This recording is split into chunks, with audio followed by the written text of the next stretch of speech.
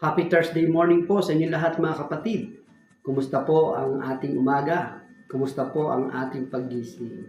Nawa tayong lahat ay nabiyaan sa isang mapayapang pagtulog at ngayong umaga tayo ay ibinangon muli ng ating Panginoon sa ating mga higaan at tayo ay magpuri at magpasalamat.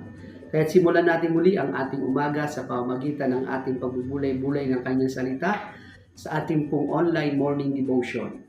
Ang ating grab food for the soul, our daily dose for the nourishment of our soul. Ang ating pong pamagat ng pagbubulay-bulayan ngayon, growth in spiritual formation. Ang ating pong batayan talata ay ating mababasa sa aklat ng 2 Korinto, Kabanatang 3, talatang 18. At ganito ang sinasabi ng salita ng ating Panginoon. At ngayon, naalis na ang talukbong maningning sa ating mga mukha ang kaluwalhatian ng Panginoon at ang kaluwalhatian iyan na nagmumula sa Panginoon na siyang Espiritu ang siyang magbabago sa atin mula sa isang antas ng kaluwalhatian hanggang tayo'y maging kalarawan niya. Salamat at purihin natin ang Panginoon sa ating pagbasa at pagkarinig ng kanyang mga banal na salita. Ayon po sa lumang tipan, si Moises lamang ang pinayagang tumingin sa kaningningan ng ating Panginoon Diyos. Pababasa po natin sa Exodo chapter 34 verses 33 to 35 at ganito ang sinasabi ng salita ng Panginoon. Pagkasabi nito, tinalukbungan ni Moises ang kanyang mukha tuwing makikipag-usap at haharap siya sa presensya ni Yahweh. Inaalis niya ang takip ng kanyang mukha. Paglabas dito, sinasabi niya sa mga tao kung ano ang iniutos ni Yahweh at makikita na naman nila na nagniningning ang kanyang mukha. Kaya tatakpan niya muli ito hanggang sa muli niyang pakikipag-usap kay Yahweh. Ngunit tayong naalisan na ng takip sa mukha, tayong mga naniwala kay Kristo ay makatitingin sa kaluwalhatian ng Panginoon Diyos nang hindi naglalagay ng takip sa ating mukha.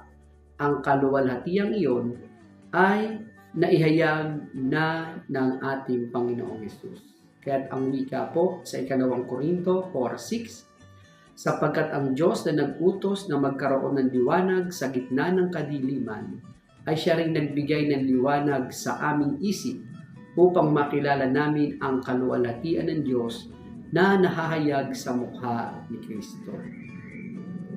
Ang spiritual formation ay ang proseso ng paglago ng relasyon sa Panginoon Diyos sa pamamagitan ng pagsunod sa mga aral at halimbawa ng ating Panginoong Jesucristo. Ito'y nakikita sa paglago ng mga sumusunod na aspeto ng pamumuhay Kristiyano. The ultimate goal of spiritual formation is to become like Jesus. Kaya tignan po natin ang ilang mga sumusunod na aspeto ng pamumuhay ng mga Kristiyano na katulad po natin. Lumalago sa mga sumusunod na ating babanggitin. Growth in faith. Habang tumatagal, dapat lalong tumatatag at lumalalim ang pananampalataya natin sa ating Panginoon. Patuloy tayong umaasa sa mga pangako niya kahit nakararanas tayo ng kabiguan o anumang pagsubok at paghihirap. Growth in love. Ang spiritual formation ay nakikita sa pagtatag at paglalim ng pagmamahal sa kapwa. Ang pag-ibig ang aksyon ng pananampalataya. Kapag maalab ang pagmamahalan sa isa't isa, madali ang pagkakaunawaan at pagpapatawaran. Sumunod po, growth in holiness. Ang wika nga po, we are not perfect, but we must grow in perfection. Ito ang inaasahan sa atin ng ating Diyos bilang kanyang mga anak. Upang tayo lumago sa kabanalan, kailangang handa tayong magtiis. May mga pagkakataong dapat tanggihan natin ang ating mga sarili at sundin ang pamantayan ng ating Panginoon Diyos. Laging ang Diyos ang una, pangalawa ang iba, at pangatlo lamang tayo. Growth in fruitfulness. Ang spiritual formation ay humahantong sa fruitfulness o productivity. Ang hindi namumunga ay isinusumpa, ngunit ang namumunga ay pinagpapala. Ang nais ng Diyos ay meron tayong naiambag sa paglago ng sangkatauhan. Growth in commitment. Ang isang tagasunod ni Kristo ay hindi ningas kugon na sa simula lamang maliyab, sa simula lamang masigla, nag-aapoy, nag-iinit sa paglilingkod. Sa halip, habang tumatagal, siya'y lalong nagiging committed. God does not expect us to be best, but He expects us to always give our best. Kaya dapat tayo nagpapatuloy sa paglago sa ating pagtatalaga ng buhay sa ating Panginoon. Last po ay yung growth in contentment.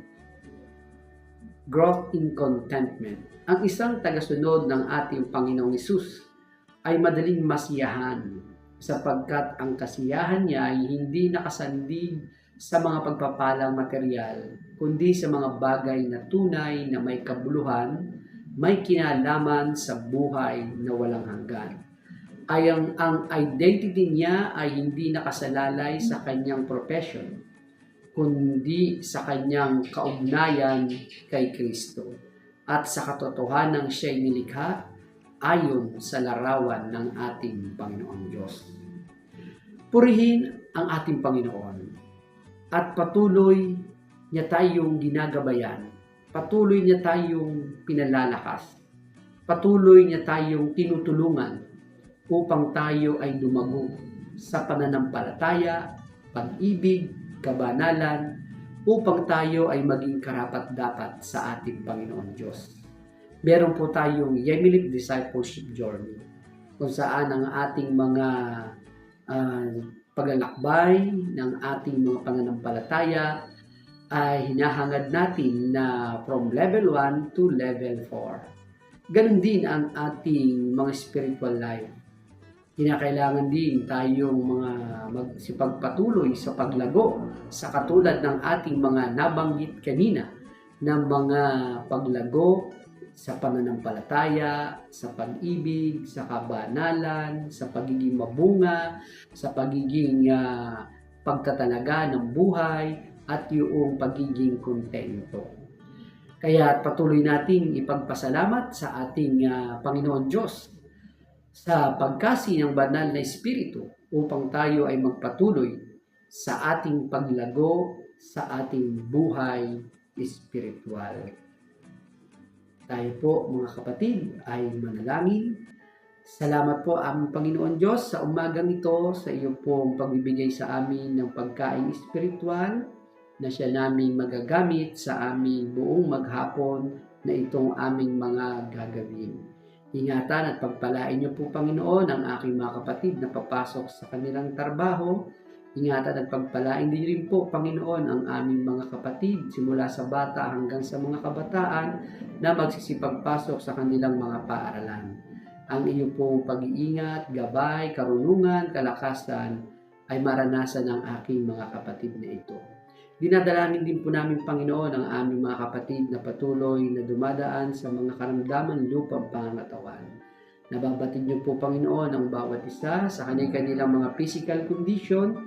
Iyo po, Panginoon Diyos, hipuin ang aming mga kapatid na ito at sa kanilang mga pananampalataya, ang patuloy na kalakasan, kagalingan ay kanilang maranasan. Salamat po, Panginoon, sa iyo pong Espiritu na pinagkaloob sa amin at ang karangalan at kaluwalhatian ay aming pong ibinabalik sa iyo sa aming pong patuloy na pagsamba sa iyong banal na pangalan. Sa pangalan po ng iyong bugtong na anak na aming Panginoong Hesus.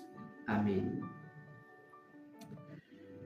Salamat at papuri sa ating Panginoon Diyos, maging sa inyong pagsama sa akin sa muling pagbubulay-bulay natin ng kanyang salita ngayong umaga.